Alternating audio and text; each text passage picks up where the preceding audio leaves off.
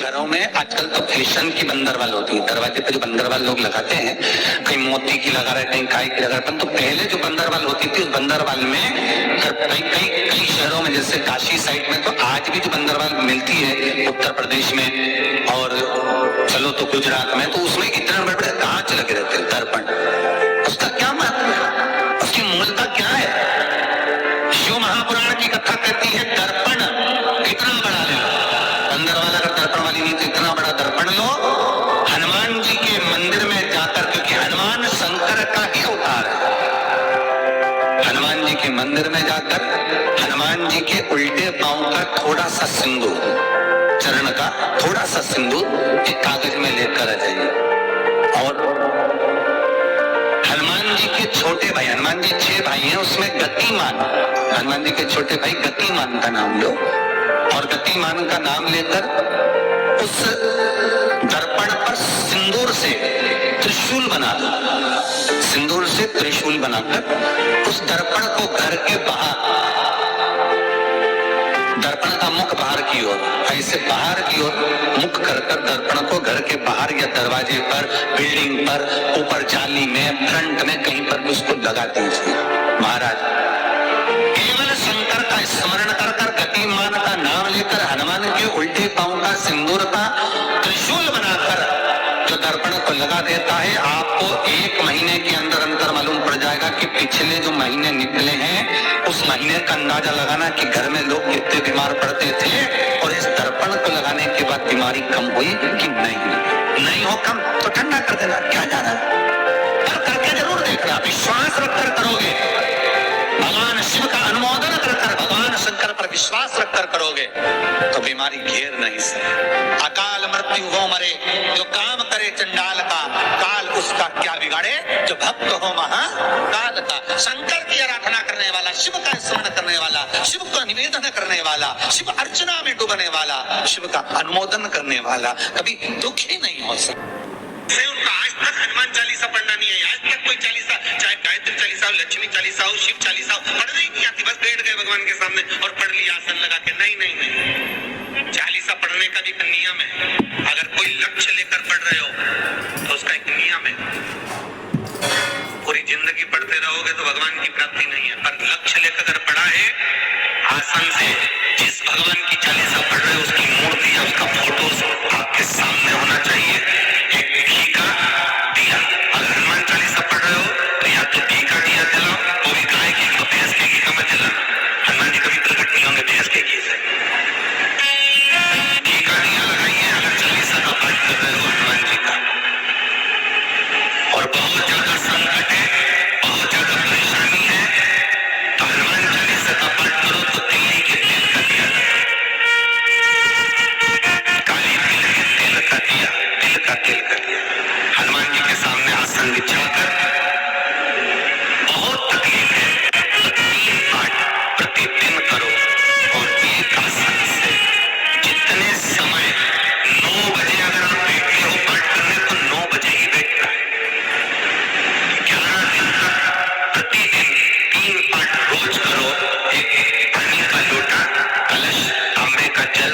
अर्थात तांबे का लोटा हो, स्टील का लोटा हो, तुम्हारे पास जो कलश हो उसमें जल भरकर, एक सिक्का उसमें पटक कर, एक लौंग पटक कर, प्लेट से ढक कर रख दो और प्रतिदिन बस टाइम पर बैठकर पाठ करो। 11 दिन पूर्ण होंगे इस कामना से आपने पाठ करा है, बस वो सिक्का, वो लौंग कलश में से निकाल लो, जल का आचमन करो और जिस काम के लिए करा है वो जल उस प्रयोग में ले लो। उस प्रयोग, किसी से बात करने जाना है तो वो जल ही कर जाएगा,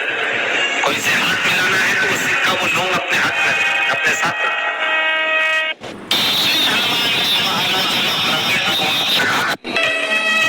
और बीमार नहीं चलता हो, दिक्कत आ रही हो तो हनुमान जी के दूसरे नंबर का भाई गतिमान का स्मरण करो, हनुमान जी के उल्टे पांव का सिंदूर लाकर गतिमान का नाम लेकर स्वस्ति बना दिया जाए व्यापार वाली जगह पर, तो व्यापार अच्छा चलने लगता है। महाराज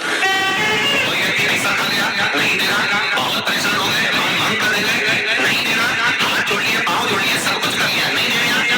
तो हनुमान जी के तीसरे नंबर का भाई गतिमान, गतिमान का नाम लीजिए, पीपल के पत्ते पर लाल सिंदूर से जो व्यक्ति पैसा लेकर गया उसका नाम लेकर बैठे हुए पानी में गतिमान का नाम लेकर छोड़ दीजिए। कि उसको हाथ जोड़कर वो खुद फोन लगाकर बोलता है तेरा मैं पैसा लौटा दूंगा। रतिमान का स्मरण किया जाता है। रतिमान ध्यान दीजिएगा, पंचमुखी हनुमान का एक स्मरण, पंचमुखी हनुमान का एक भाव महाराज, जैसे बहुत ज्यादा तकलीफ अगर व्यक्ति को हो गई है, बहुत कष्टमय जीवन चल रहा है, हार गए हर जगह से और तकलीफमय जीवन चल रहा है, तो पंचमुखी हनुमान का एक शिव महापुराण का और स्कंद पुराण का एक बड़ा सुंदर मंत्र है। उस मंत्र को आप सब एक बार हमारे साथ में बोलें। ओम नमो हनुमते रुद्र अवताराय सर्व शत्रु संहारणाय सर्व रोग हराय सर्व वशीकरणाय रामदूताय स्वाहा। बस इस मंत्र को हाथ में काली तिल लेकर, एक जौ लेकर और गूगल लेकर, थोड़ा सा उसमें गाय का घी डालकर, कंडे को या अग्नि को जलाकर इस मंत्र का 11 बार 21 बार जाप कर अपनी कामना कर छोड़ दीजिए। कैसा भी रोग हो, बीमारी हो, कष्ट हो, दुख हो, तकलीफ हो, 21 दिन के अंदर वो आनंद आना प्रारंभ कर देता है। इस मंत्र, स्कंद पुराण का, शिव महापुराण का ये मंत्र मूल बच्चा पंचमुखी हनुमान सुख दे। और एक और चीज याद रखिए हमारा, यदि कोई काम जा रहे हो, कोई व्यापार के लिए जा रहे हो या नौकरी करने के लिए जा रहे हो और लगी नहीं रही, बहुत तकलीफ पा रहे हो, सर्विस ही नहीं लग रही, बहुत कष्टमय हो गया, तो निवेदन करूंगा 5 पीपल के पत्ते पर बेसन के 5 लड्डू घर में बने हुए, गाय के घी के 5 लड्डू रख लो, उस लड्डू के बीचों बीच एक आटे का दिया और उसमें तिल्ली का तेल डालकर इसी मंत्र का प्रयोग कर पंचमुखी हनुमान का किसी भी हनुमान के मंदिर में जाकर, दक्षिण मुखी हनुमान के मंदिर में जाकर उसको रख कर आ जाइए। इसके बाद आप काम के लिए जाइए, आपका काम सफल हो जाएगा। आपको किसी को नहीं कहना पड़ेगा, कि हाथ जोड़ना नहीं पड़ेगा, किसी के पाँव नहीं पड़ना पड़ेगा, तुरंत काम। बस इस मंत्र का स्मरण कर पंचमुखी हनुमान का भूतेश्वर जो मंत्र है वो सुख देने वाला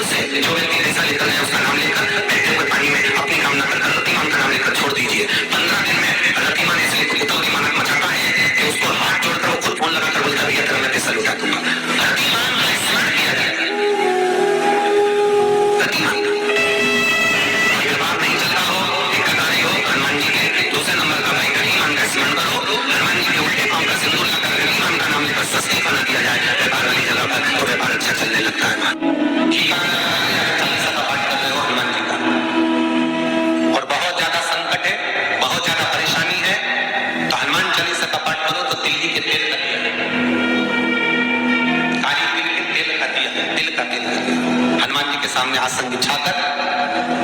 बहुत तकलीफ है तो 3 पाठ प्रतिदिन करो और एक आसन से जितने समय 9 बजे अगर आप बैठते हो पाठ करने तो 9 बजे ही बैठना,